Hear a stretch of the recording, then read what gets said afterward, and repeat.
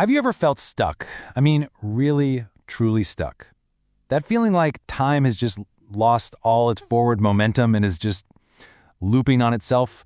Well, today we're going to dive into a tiny little poem that absolutely nails that feeling. And then it turns it completely on its head. Okay, just listen to this. The poem's called Trapped, and it's by a poet named Adelaide Crapsey. Here it is. Well, and if day on day follows, and weary year on year, and ever days and years, well, man, just 5 short lines, but they feel heavy, don't they? You can feel the weight in them. Right off the bat, the poem just throws us into this relentless cycle, day on day. It's not about things getting better or changing. It's just about this monotonous, almost mechanical repetition. You can practically feel one identical day just bleeding into the next one. And then, bam, the scale just expands. It's not just the daily grind anymore, it's weary year on year. That feeling of being trapped grows from this small daily loop into a huge, inescapable pattern. The poem creates this state of what you could call temporal inertia, this constant grinding forward motion that has no destination at all. So who is the person who could possibly engineer this feeling so perfectly? To really get this poem, you have to understand the poet herself. And this slide, wow, it just perfectly captures the incredible contrast of her life. On one hand, you've got this brilliant, complex mind, a total scholar of poetry.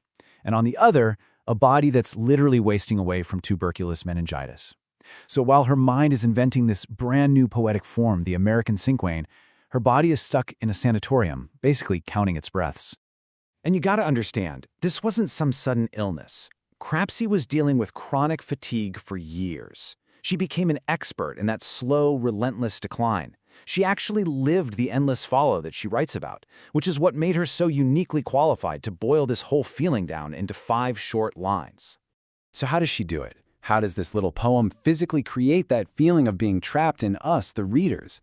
Well, it's not just the words she's using, it's the actual structure of the verse itself. Get this, Crapsey invented this form, the cinquain. Now look at that syllable count.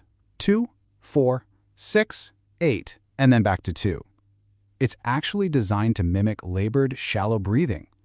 The short lines are like little gasps, the longer ones drag on, and that last line is like a final short exhale. The form itself tries to put your body into a state of fatigue. It's brilliant! So, here's the crucial point. We're always told that time heals all wounds, right? That it's this story of progress and things getting better. Well, Crapsey's poem presents this radical alternative. In her world, time isn't a healer, it's a jailer, locking you into the state of endless, pointless repetition.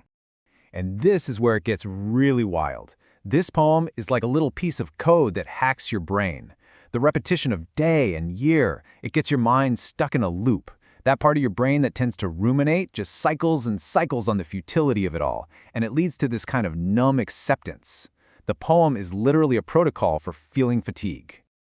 Okay, so we've seen how this poem can physically and mentally trap us.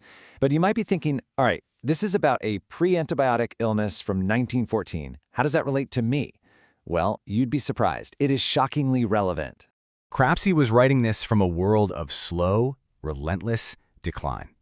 Back then, tuberculosis was basically a long, drawn-out sentence with no promise of a cure. It was a world totally pinned down by this feeling of stagnation. So the big question is, in our hyper-fast, it-gets-better culture, do we still feel this kind of inescapable inertia? Does that forgotten feeling of stagnation resonate at all with us today? The answer is, oh yeah, absolutely. Just think about it. The strange disassociation of long COVID. The burnout from doing the same digital tasks day after day after day. The numbness of just infinite scrolling. These are our modern versions of day on day and weary year on year. Crapsey's century-old poem speaks directly to these modern traps we find ourselves in. But wait, the entire meaning of this whole thing pivots right here. What if we've been reading the poem all wrong?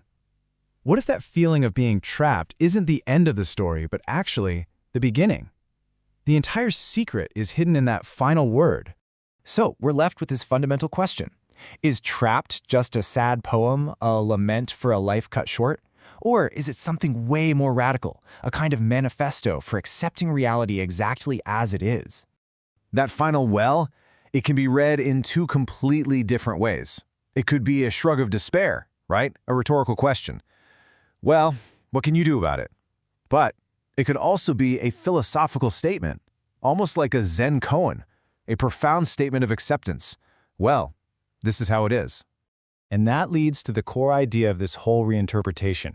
If you can't escape the prison of time, then seeing that prison clearly, accepting its walls without the fantasy of escape, that becomes its own radical form of freedom. So, Crapsey, from her vantage point at the very edge of life, she wasn't writing a complaint, she wasn't asking for pity, she was encoding a profound insight she had learned. This isn't a lament, it's a declaration. It's an embrace of the endless follow as the ultimate form of realism. Well,